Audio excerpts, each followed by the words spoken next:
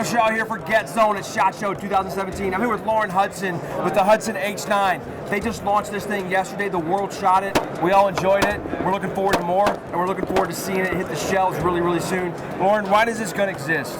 It's going to exist because Cy, the other half of the Hudson team over here, is we actually found ourselves, carrying our striker-fired guns, even though we love that 1911 style trigger. So, took it a step further through our design processes. Really wanted to get an extremely low bore access. It ended up creating a unique profile, but we have an extremely flat shooting gun. So. It is. It was as advertised. 1911 trigger and a striker-fired gun. That's the way it worked out. It's a nice short take-up, light take-up, crisp trigger, crisp wall on that thing. You guys did it, man. It's and we're looking at seeing these out there in distribution when? Looking to ship second quarter, so we're going to keep everybody posted on social media on when things are shipping, our distributors, all that. We'll keep you updated. So it's been a long, fun road, and I did an interview with you and your husband a week or so ago. We just released it on Monday, and you can go listen to that at www.gunfightercast.com and see that interview out there. It's all audio, but really good information in there. One of the things that I found, I'm telling people now that I kind of fell in love with you and your husband and the idea of this American, 100% American company where you guys were stationed in Alaska. So I'm gonna have this idea. I want this in a gun. Well, nobody has it. Let's build this thing. And there was a long road. You had to keep it quiet. And now you're right here. Tell me about some of those processes and those steps that it took to get to this gun right now. Well, it actually started as a sketch in his green book when he was active duty, and long nights, Alaska, nothing to do but take apart guns, and we came up with our very first prototype that we call the Brick. So it's super, super crude. It led to our first round of funding, so it's kind of our favorite gun.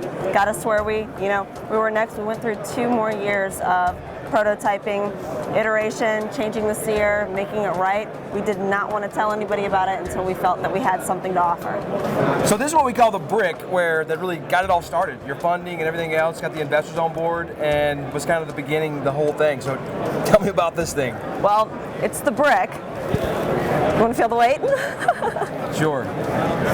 Awesome. So this one ended up being super heavy, but it's very representative of the initial drawings that we had. You have that straight back 1911 trigger. It does have a striker-fired sear mechanism inside there. Yeah, that's a brick.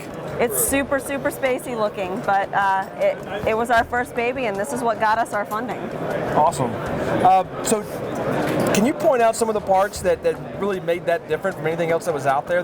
What do you think sold them, the investors that got your funding and everything on this, showing them that thing right there?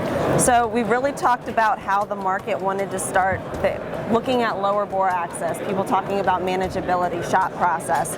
We really feel that a 1911 style straight pull trigger does the least to disrupt your shot process when you're firing. It's straight pull.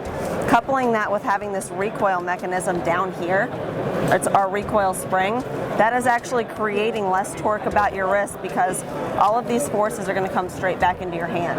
So we don't see that being tailored towards any sort of specific market other than people that like a flatter shooting gun. Right, so not only do we have a low bore axis here in relation to the grip, but most of the forces that are applied rearward on the gun are low, that are basically on the same plane where that hand is, right? Absolutely, yes.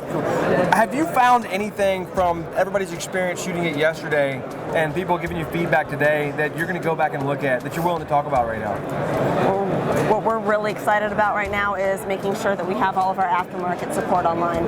People's biggest concern right now is whether or not we're going to have holsters to support, what we're going to do with lights.